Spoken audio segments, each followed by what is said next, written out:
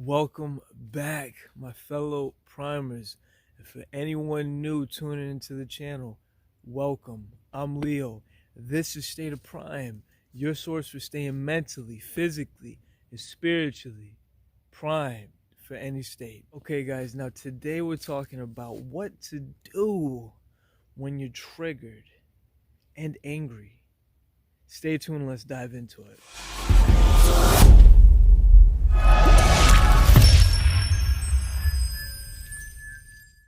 Guys, we're going to keep this simple, applicable, so that you can apply this moving forward.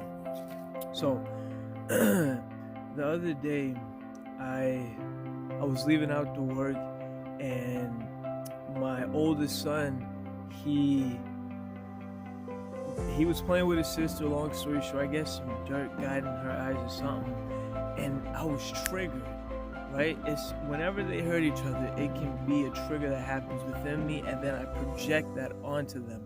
So what I've learned through this process, and continually learning, if you have children, you'll definitely understand what I'm sharing, is that through this process, it's not them that causes... Sorry, the squirrels running up this tree beside me. It's not them that causes this discomfort. It's something within me that has identified either with a mental construct of how I think they should be and what I feel they should be doing. And so that resistance is what I'm feeling, and then it's projected. And so the key that I've learned through this process is when you're triggered, you have to acknowledge it. You gotta go sit down somewhere, go in the woods, separate from the source. Go get space, tune into that trigger and find out what it is. Not even what it is, no, because that involves the mind. We don't need to be involving the mind at this point. This is awareness, this is consciousness. That's what we need to be stepping into, okay? The mind has its place, but not right now, because you get to identifying it, you get to projecting it and all this other stuff. Let's quiet the mind right now, because we all know that could send us down the wrong path. And instead, let's step into stillness. You hear that? It's quiet. I love being in the woods but because of that fact, because it's still, and as your environment is, so you are, but you shouldn't have to rely on the environment. But the premise of what I'm sharing is separating yourself so you can have the stillness within, so that you can acknowledge, accept, and allow the trigger to be. Because as you bring consciousness into this trigger, now here's where this is the common denominator. This is the key, guys. It's going to help you when you're triggered. That glimmer of consciousness, of light, will be shed upon the moment when it manifests. So boom, let's say the same scenario happens with my son again, right? And I feel the trigger, but I sat with it. I've sat with this feeling. I've learned it. I've watched it. I felt it. So as it arises, I feel it. And that split second that you allow that awareness to shed and illuminate that feeling will be the separation between which you can step into. So boom, the trigger See, I like the trigger coming.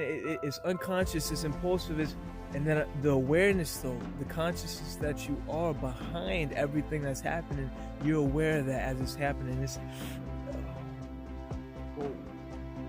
And so that split second, now you understand either that you need to get space. Maybe right now is not the best time to address them. Maybe separate them and then come back. Regardless of what happens, guys, that is the common denominator, and that is the key that we want to bring forth. Make sure that when the trigger comes about, that you are sitting with it. And through practice and repetition, you will expand your consciousness so that in those moments when these triggers happen, you'll be able to sit with it and eventually allow these triggers to happen without reacting to them. You can't stop these things, guys. You can't stop how you're going to feel based on what might happen. But what you can do is decide on what you invest in. And as you build your consciousness, no longer will you allow your energy, your thoughts, your consciousness to be directed into this trigger. And that's the common denominator. If you don't give it life and attention, eventually that trigger will cease to exist. No longer will that be the default mode of your response. And so that's a long explanation of how to deal with your trigger. It's essentially awareness, allowing it to come forth. And as it comes forth, allowing yourself to sit in stillness so that you can become accustomed to what this is, so that when it manifests in the future, you're able to acknowledge what it is and move forward consciously. Okay guys, so that's dealing with your triggers. There's a lot that goes into this. I'm always learning. There is no pinnacle to be reached. You are always learning, growing, expanding, sharing. Always. We're always getting primed, baby. Always getting primed. So with that, I appreciate you tuning in and watching the video to the end. All the links for the resources is down in the link below. Right now, we're just continuing to pump out content. We're going to continue to connect the tribe, solidify, manifest. Right now, tune into your triggers. What are they? What causes them? What's your state of mind? How are you feeling? What did you do before then? What were you... So much goes into this. But again, it's not a thinking process. It's an awareness process. Let's step into it, my fellow primers. Much love. And remember, stay primed. And I'll talk to you soon.